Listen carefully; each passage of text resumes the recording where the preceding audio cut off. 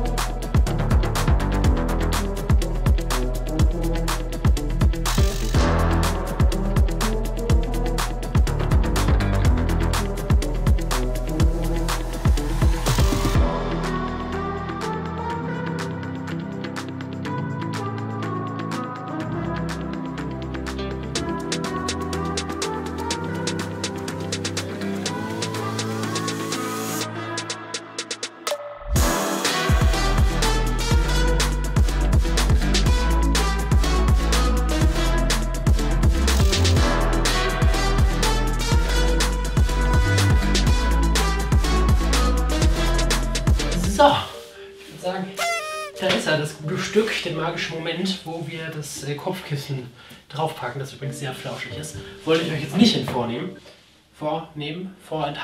wollte ich euch jetzt nicht vorenthalten. Packen was drauf, ja, auf damit und dann klackt das hier ganz wunderbar um diese Noppen an den Seiten und dann hält das auch.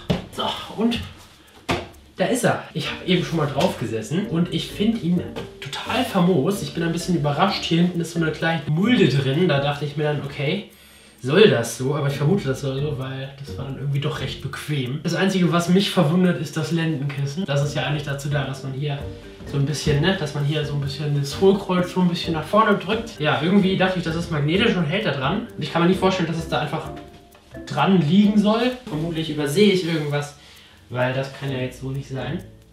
Ja, ansonsten, ich weiß nicht, was ich jetzt noch groß sagen soll. Es ist ein Stuhl. Man kann die Armlehnen verstellen. Man kann sie nach oben und nach unten verstellen. Wow. Man kann die Armlehnen nach vorne und nach hinten verstellen. Wow. Ja, das ist gut. Das finde ich gut. Ich mag das. Cooles Kissen. Man kann nach hinten gehen. Ich werde jetzt demonstrieren, wie weit. Ich habe es noch nicht ausprobiert, deswegen machen wir es einfach mal. Okay, das hält sich tatsächlich hingehen. Ich dachte, es geht weiter, aber das ist vermutlich auch ganz gut so, weil ich, wie ich mich kenne, sonst nämlich dabei umkommen würde. Man kann natürlich hier dieses Ding rausnehmen und dann kann man sich noch weiter nach hinten lehnen.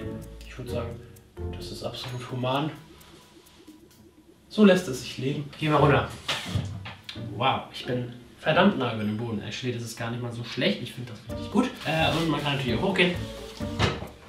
Und dann ist man oben. Es ist ein Schreibtischstuhl. Was erwartet ihr? Ich weiß nicht, was ich jetzt noch großartig sagen soll. Das war beim letzten Mal ja schon das Problem, als ich dann meinen Stuhl aufgebaut hatte. Und am Ende saß ich da dann nur wirklich. Ihr könnt euch das anschauen. Ich packe euch das nochmal oben in die Videobeschreibung. Ich finde es grandios, dass ich da am Ende wirklich nur mit meiner Laptop-Webcam davor saß, mit meinem Hemd und dann erklärt habe, ja, man kann auch zurückgehen. Und dann sieht man mich wirklich nur verschwinden für eine Sekunde. Und dann komme ich wieder hoch. Es ist famos. Ich kann es euch wirklich nur empfehlen. Ja. Das war's mit dem Video. Ich hoffe, es hat euch gefallen. Ich hoffe, ich konnte euch einen kleinen Überblick geben über den Stuhl, die neue Reihe von DX Racer an der Stelle. Wenn ihr Fragen habt, bitte stellt sie in den Kommentaren. Ich hoffe, es hat euch gefallen. Ich wünsche euch einen angenehmen Tag. Und ja, haut rein und bis zum nächsten Mal, wenn ich irgendwo mal wieder irgendwas komplett random ohne Inhalt und Zusammenhang produziere. Angenehmen Tag euch noch. Ciao. Ich darf jetzt die Pappe wegräumen.